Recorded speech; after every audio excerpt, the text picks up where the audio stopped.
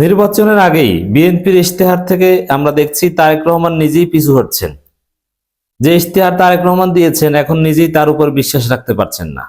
বিএনপির প্ল্যান, পরিকল্পনা, হিসাব নিকাশ সব এলোমেলো। বিএনপির ইশতেহার ভুয়া প্রমাণিত হয়েছে, এটা কেউ বিশ্বাস করে না। তারেক রহমান একটা ইশতেহার দিয়েছেন, কোনো কিছুই ঠিক ছিল না। ইশতেহার দেওয়ার সাথে তার ড্রেস আপও ঠিক ছিল না, প্রেজেন্টেশন ঠিক ছিল না, কথা কাজ সব অবাস্তব, উল্টাপাল্টা হাবিজাবি কথা। এখন দেখছে যে ইশতেহারের বিরুদ্ধে জনগণ খেপে উঠেছে, যে ভুয়া ইশতেহার, বিএনপির ইশতেহার ভুয়া।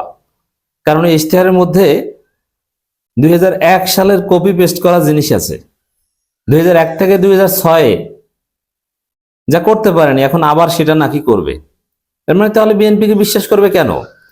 তারা তো আগেই অবিশ্বাসের বস্তুতে পরিণত হয়েছে, সেই কপি পেস্ট মার্কা ইশতেহার। এরপরে সেখানে অনেক অবাস্তব বিষয় অলরেডি উঠে এসেছে।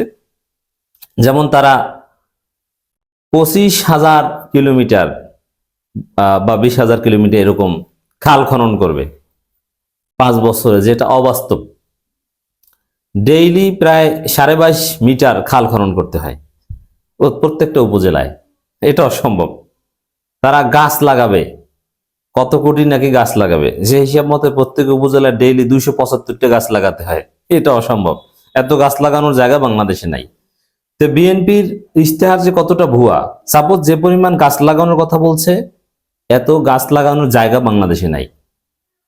এরপরে যে পরিমাণ খাল খননের কথা বলছে, তাহলে রাষ্ট্রের অন্য কোনো কাজ করা লাগবে না, শুধু খালই খনন করা লাগবে। এরকম উদ্ভট, উল্টাপাল্টা, বাস্তবায়ন অযোগ্য অনেক কথা নিয়ে এসেছে বিএনপি। ফ্যামিলি কার্ড, এটা আরেকটা ভুয়া প্রজেক্ট, এটা আমি বলেছি নানান জায়গায়।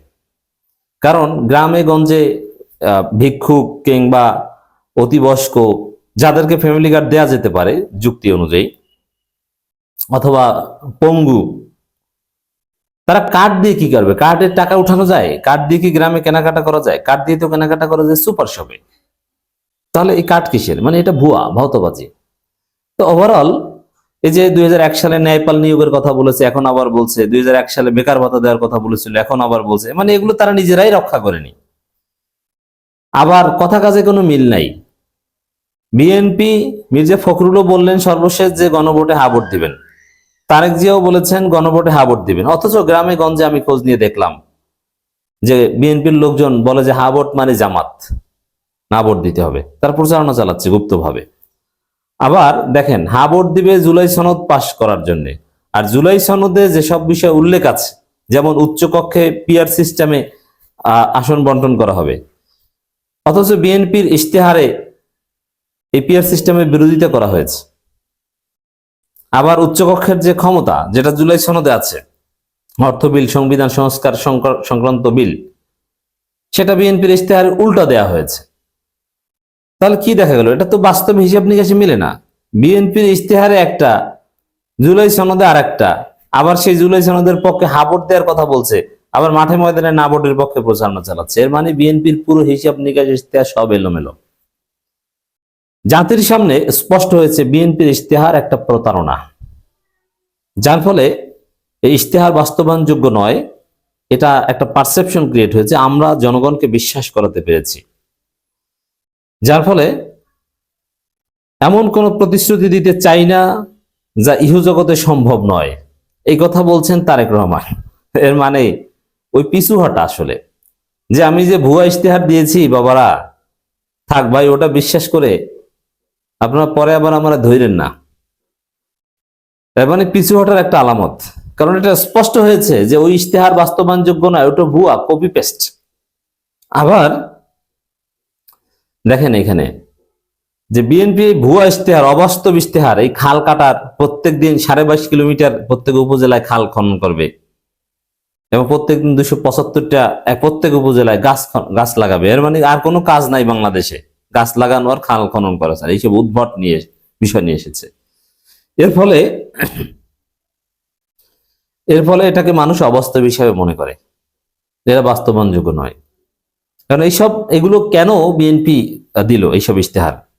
এর কারণ হলো, দেখেন, যারা ক্ষমতা আসতে পারবে না তারা অনেক কিছু বলতে পারে, কারণ ওটা তো পালন করা লাগবে না, এই জন্য উল্টোপাল্টা কথা বলছে।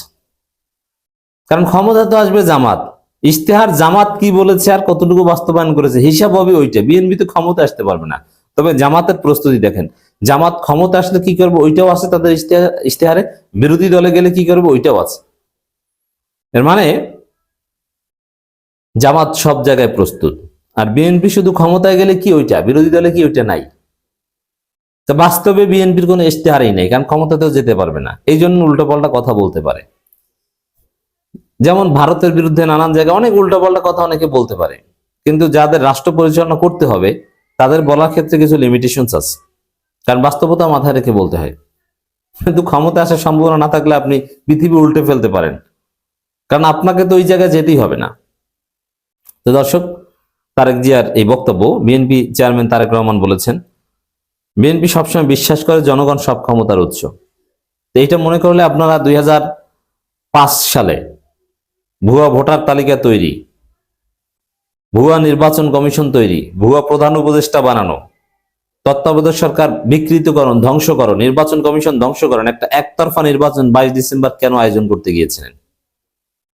এর মানে আপনারা জনগণের ক্ষমতায় বিশ্বাস করেন না বলে ভোট চুরি করতে চেয়েছিলেন। অতএব এটা ভুয়া কথা যে বিএনপি জনগণের ক্ষমতায় বিশ্বাস করে। আমরা এমন কোনো প্রতিশ্রুতি দিতে চাই না যা মানুষের মধ্যে ক্ষমতার বাইরে, যে ইহজগতে সম্ভব নয়।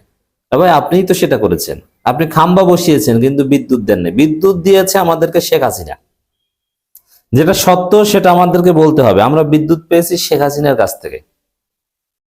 বাংলাদেশে বিদ্যুৎ থাকে, যায় না, একটু শান্তি পাওয়া যায়, গরমের দিনেও বিদ্যুৎ থাকে। এই শত লুটপাটের মধ্যে হাসিনা আমাদেরকে এটা দিয়েছে। বাংলাদেশ শতভাগ বিদ্যুতায়িত হয়েছে হাসিনার আমলে, আর বিএনপির আমলে আমরা দেখেছি শুধু খাম্বা আর খাম্বা। আপনাদের কথার কোনো দাম নাই। ভবিষ্যৎ পরিকল্পনার কথা জানিয়ে তারেক রহমান বলেন, বিএনপি সরকার গঠন করে নারীদের অর্থনৈতিকভাবে স্বাবলম্বী করতে হবে না। আপনি ফ্যামিলি কার্ডের মাধ্যমে নারীদের কর্ম ক্ষমতা কমিয়ে তাদের মধ্যে ঘরে আটকে রাখতে চান, বিনা কাজে টাকা দেওয়ার কথা বলছেন নারীদের। এর মানে তারা কাজ করুক এটা আপনারা চান না, নারীদের ঘরে আবদ্ধ করে রাখার একটা ষড়যন্ত্র এটা। বাংলাদেশের প্রতিটি এলাকায় অন্তত একটি করে ভোকেশনাল ইনস্টিটিউট গড়ে তোলা। আরে আপনি তো ফ্রি ফ্রি টাকা দিতে চান, আপনি নারীদের জন্য আবার কাজের ব্যবস্থা কেন করবেন? বাংলাদেশে 4.5 কোটি নারীকে যদি আপনি ফ্যামিলি কার্ড দেন তাহলে কাজ করবে কেন? তারা ফাঁকে ফাঁকে একটু মাদক ব্যবসা করতে পারে। বিএনপির যে পরিকল্পনা দেশ ধ্বংসের পরিকল্পনা, বিএনপির যে প্রতিশ্রুতি এটা অবাস্তব প্রতিশ্রুতি, কেউ এটা বিশ্বাস করবেন না। আর তারেক রহমান এটা টের পেয়েছেন যে জনগণ তাদের প্রতিশ্রুতিকে ভুয়া মনে করে, হিসাব নিকাশ এলোমেলো যা বলেছেন ওটা গোমর ফাঁস হয়ে গিয়েছে, যার ফলে এখন তারেক রহমান বলছেন যে না না না, যেটা অবাস্তব সেটা আমরা বলতে চাই না, অথচ বলে ফেলেছেন। এভাবে আপনি আগামী 12 তারিখ ধরা খাবেন।